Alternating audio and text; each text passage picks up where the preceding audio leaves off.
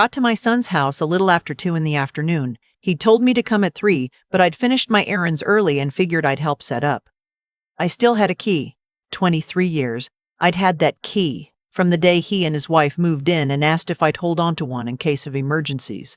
I never used it without calling first. That day, I called twice. No answer. I figured they were busy in the backyard or had music on. I let myself in through the side door by the garage. The house smelled like pot roast and something sweet, maybe the apple pie his wife always made for Sunday dinners. I set my bag down on the kitchen counter and heard voices coming from the sunroom. The door was halfway open. I wasn't trying to listen. I was just walking toward it. That's when I heard my son say, clear as anything, "She's not going to be in that house forever, Lee. We just have to be patient." I stopped walking. His wife said something I couldn't fully make out. Then my son again. "The market's up. That property alone is worth close to $400,000 now. We just can't push her or she'll get stubborn. You know how she is." I stood there in the kitchen of the house I'd helped them furnish. The kitchen where I'd sat with my son through 2 job losses and 1 very bad year after his father died. I stood there, and I did not move for a long time. I don't know what I expected to feel. Rage, maybe. Or tears. What I actually felt was something quieter and much colder, like a door closing somewhere inside me that I hadn't even known was open. I picked my bag back up off the counter. I walked back out the side door. I got in my car and I drove home. I did not call him that night. "My name is Vivienne. I'm 68 years old. I've lived in the same house in Claremont for 31 years. My husband, Roland, died 4 years ago. Pancreatic cancer, 7 weeks from diagnosis to the end. We had 40 years together, and I won't say it was perfect, but it was ours. After he was gone, the house felt enormous in a way it never had when the kids were small and every room had a purpose. I have 2 children. My son Gregory is 41. His wife Lee is 38. They have 2 kids of their own. My grandchildren, Jonah and Piper. I love those children with a fierceness that surprises me sometimes. I thought I understood love when my own children were born.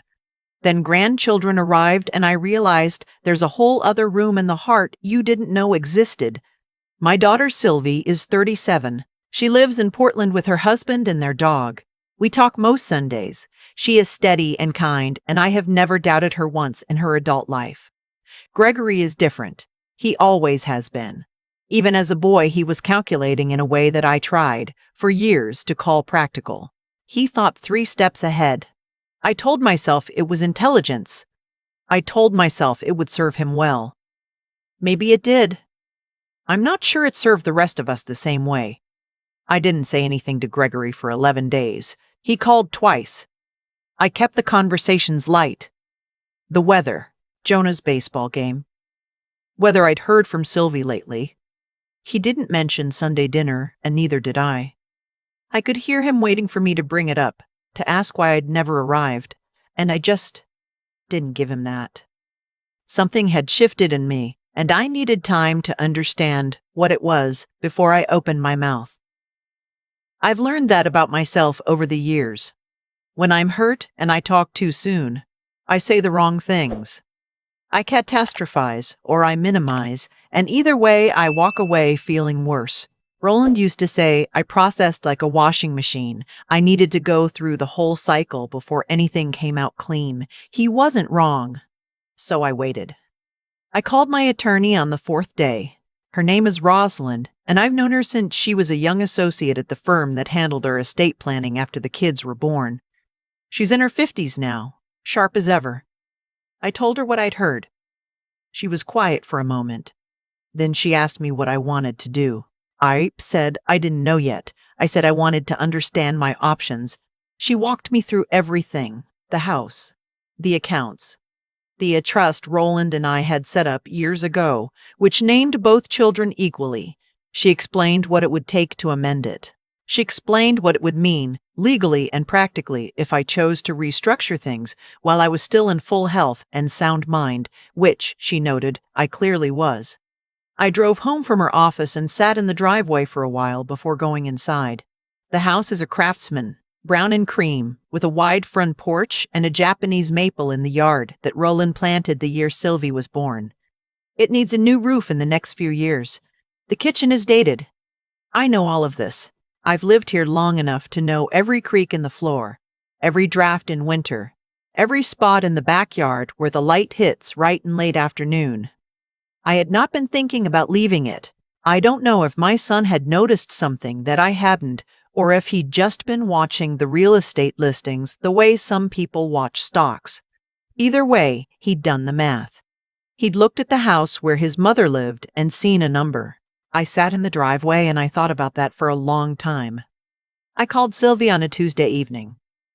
Not a Sunday, which I think told her immediately that something was wrong. She answered on the second ring, and when I said, "I need to tell you something," she said, "Okay, Mom, I'm here." And I could hear her walking somewhere quieter in her house, giving me her full attention. I told her what I'd heard. I kept it factual. I didn't editorialize. She was quiet for a long moment after I finished. Then she said, "Mom, how long have you been sitting with this?" "About a week," I said. "Okay." Another pause. "Are you angry?" "I don't know what I am," I told her honestly. "I think I'm just clear, like something I wasn't sure about before, now I'm sure about." She asked if I wanted her to come. I said not yet. I said I needed to think some more, and that I'd called her because she deserved to know, not because I needed her to fix anything. She said, "I know Gregory. I know how he thinks." She didn't say it with hate, just with the particular weariness of someone who has spent a lifetime seeing something clearly that others preferred to call something else. "He's not a bad person, Mom, but he's been thinking of that house as part of his future for a while. I've heard things." "What things?" I asked. "Little comments, nothing direct. Just Lee mentioning what the neighborhood's doing price-wise, Gregory bringing up whether you'd ever thought about downsizing." I didn't think much of it at the time. I thanked her for telling me. We talked for another hour. By the time I hung up, I didn't feel better exactly, but I felt less alone, which was something. I went to see the house on Aldercroft Road on a Thursday morning. I hadn't planned to, exactly. I'd seen it mentioned in a newsletter from a senior living community I'd looked at once, 2 years ago, just out of curiosity after Roland died. They had a section on independent living apartments nearby, and one of the listings caught my eye, a 2-bedroom unit in a building called Meridian Court, a few blocks from the botanical garden where I'd been walking most mornings for the past year. I called the leasing office. I told them I was just looking. The woman I spoke to, friendly, not pushy, said to come whenever I liked. Meridian Court turned out to be nothing like I'd expected. I'd braced myself for something institutional, the kind of place with carpeted corridors and bulletin boards advertising chair yoga. What I found instead was a building that looked more like a boutique hotel. Clean lines, a lobby with actual art on the walls, a courtyard with outdoor seating and a garden that residents tended themselves. The unit she showed me was on the 4th floor. Corner unit, facing east and south. 2 bedrooms, one of which I imagined immediately as a space for sewing and reading and the painting I'd always said I'd get back to someday. A kitchen that had been recently renovated. A small balcony that looked out over the treetops toward the hills. I stood at the kitchen window for a long time. "Do you have any questions?" the leasing agent asked. "Not right now," I said. "I just want to stand here for a minute." She gave me space, which I appreciated. Some people understand that there are moments that need quiet. I thought about my house on Aldercroft, the draft in the master bedroom in January, the way the garage door had been sticking for 2 years and I kept meaning to call someone, the backyard which Roland had loved and I had always found overwhelming, which I still tended with a kind of guilty obligation rather than joy. I thought about what my son had said. She's not going to be in that house forever. He was right. I just hadn't expected to be the one to decide when forever ended. I made an appointment with Rosalind again the following week. I told her I'd made some decisions, We spent 2 hours going over everything. The trust was amended. The house would be put on the market, not because Gregory or Lee wanted it to be, but because I chose to. The proceeds, when it sold, would go into a structure that Rosalind helped me design, one that gave me full control of the assets for my lifetime, with a portion directed toward a scholarship fund at the community college where I'd taken ceramics classes for 12 years, and the remainder divided between my children upon my death, with clear and specific terms. It was not punitive. I want to be clear about that. I didn't disinherit Gregory. I didn't cut Lee out. What I did was take back the pen and write my own story. Rosalind asked me if I wanted to tell them before the listing went live. I thought about it. I said yes. Not because I owed it to them, but because I wanted to look Gregory in the eye when I said it. I called Gregory and asked him to come for coffee that Saturday. Just him, no Lee. He sounded uncertain when I asked, which told me he'd been waiting for something, though he didn't know what. He arrived at 10:15 with a box of pastries from the bakery I liked. He always remembered things like that. I will say that about him. We sat at the kitchen table, the same table we'd had my entire time in this house. I poured coffee. I let him talk about Jonah's school play and the work project he was stressed about. I listened, and I didn't rush. Then I said, I need to tell you something, and I want you to let me finish before you say anything. He put down his cup. His face shifted into something careful. I stopped by your house 3 weeks ago, I said. I heard you talking to Lee about this house, about waiting, about the property value. I kept my voice even. I'm not asking you to explain it, and I'm not here to fight. I just want you to know what I heard and what I've decided. He started to say something. I held up my hand. I've been to see Rosalind. The trust has been updated, and I've put this house on the market. The look on his face went through several things I recognized. Surprise, then something like guilt, then something harder that he quickly smoothed over. He was, after all, very good at smoothing things over. Mom, he said, I didn't mean I know what you meant, I said quietly. That's all right. I'm not angry. But I want you to understand something. I looked at him. My son, with Roland's eyes and my stubbornness and 41 years of history between us. This house, this life, all of it, it's mine. I built it with your father and I've kept it going without him. I get to decide what happens to it.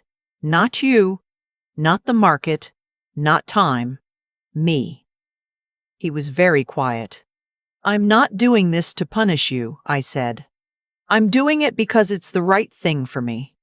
I found a place I like. I'm going to start the next chapter of my life on my own terms.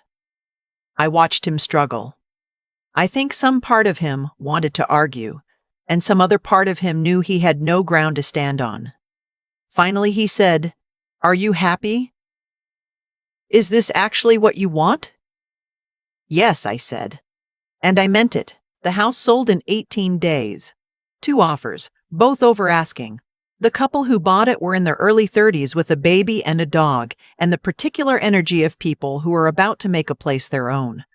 I met them once, briefly, when they came for a final walkthrough. I liked them immediately. I spent 3 weekends sorting through 31 years.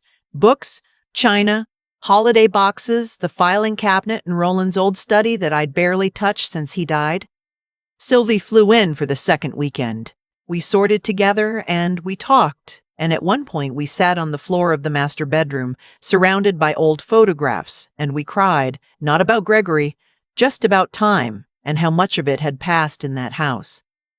At the end of the second weekend, Sylvie helped me carry the last boxes to the car. She stood in the empty front hallway and looked around at the walls, the floors, the light coming through the window above the door. It was a good house, she said. It was, I agreed. I moved into Meridian Court on a Tuesday in early spring. My furniture fits better than I expected. The sewing room is everything I hoped it would be. The light in the morning is extraordinary. The kind of light that makes you want to actually do the things you keep saying you'll do. I walked to the botanical garden my first Saturday morning and stayed for 2 hours. I have coffee with a woman on my floor named Gretchen, who used to be a high school principal and has opinions about everything. I have resumed the ceramics class I'd let lapse. I have started painting again. Small things, nothing ambitious, but it doesn't matter. The making is the point. Gregory called 2 weeks after the move.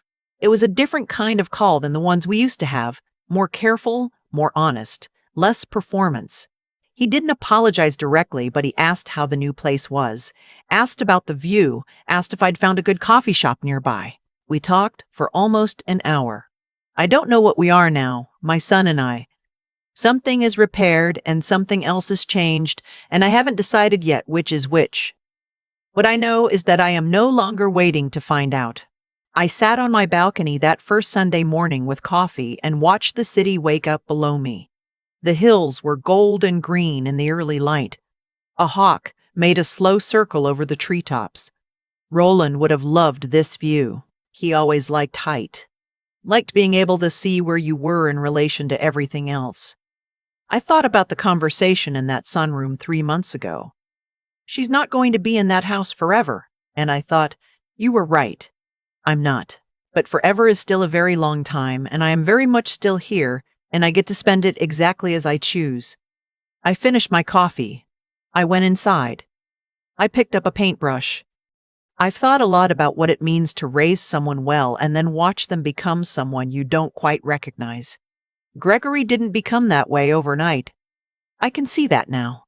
Looking back, I can find 100 small moments where I smoothed things over, made excuses, told myself he was just practical, just ambitious, just thinking ahead.